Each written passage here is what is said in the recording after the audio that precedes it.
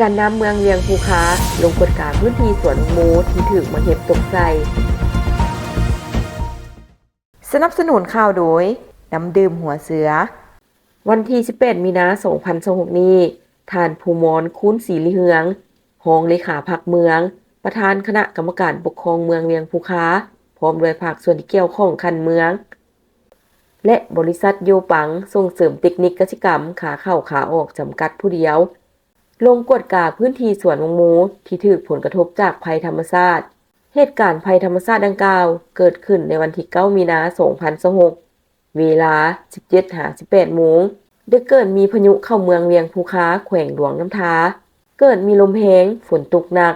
เฮ็ดให้มีมังเห็บตกเป็นจำนวนหลายในบางบอนเฮ็ดให้ส่งผลกระทบเสียหายต่อการปลูกมังโมของนักธุรกิจที่มาส่งเสริมปลูกมังโมจำนวนหนึ่ง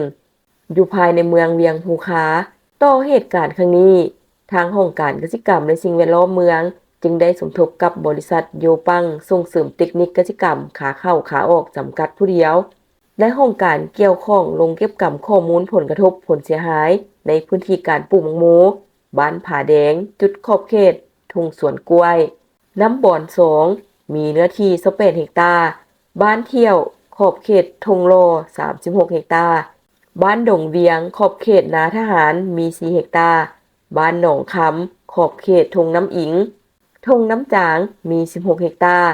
บ้านใหม่ขอบเขตทงน้ำบอนมี8เฮกตาร์และสวนปลูกพืชเป็นต้นหมักแตงสาลีมะเขือยาวอยู่บ้านใหม่มี 1.6 เฮกตาร์รวมทั้งหมด